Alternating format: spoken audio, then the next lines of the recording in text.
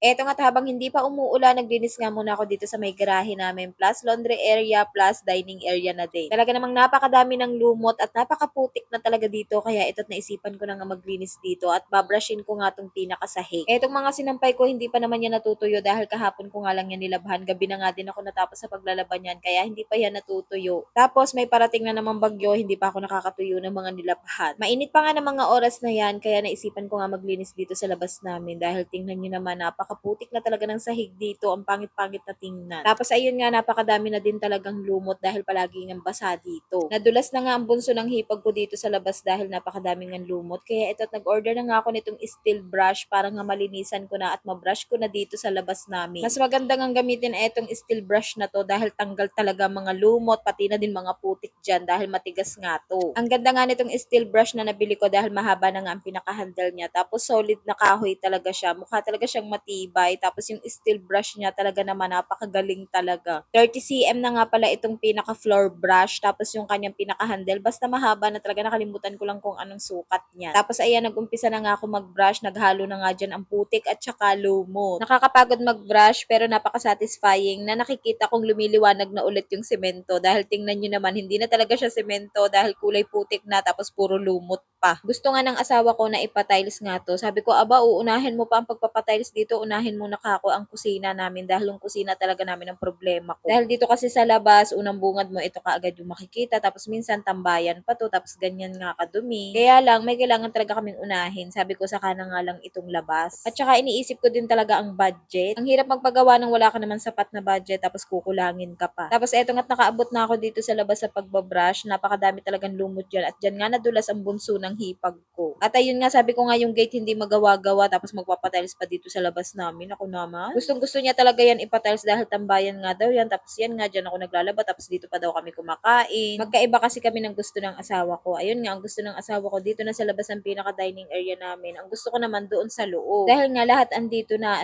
yung labahan namin, tapos andito pa kami kumakain, tapos dito pa ang tambayan. Parang hindi siya cleanliness kapag dito talaga yung dining area namin. Pumayag lang naman ako na dito muna pansamantala dahil napakasikip na talaga sa kusina. Tapos napakasikip din sa salas. Tapos ayun nga, balak nga namin ipaayos ang kusina namin. Ang gusto ng asawa ko dito na daw yung kusina. Ayaw ko naman. Basta hindi ako komportable na dito sa labas ang kusina namin. Gusto ko talaga sa loob. Sabi ko nga sa kanya, saka na lang namin pag-usapan kapag talagang may pera na kami at may pampagawa na. Hindi ko masabi na before and after dahil parang ang kalat pa din tingnan. Pero kapag to napinturahan ako, siguro gaganda na tong tingnan ulit. Konting sipag pa at pag-iipon at mapapaganda din to.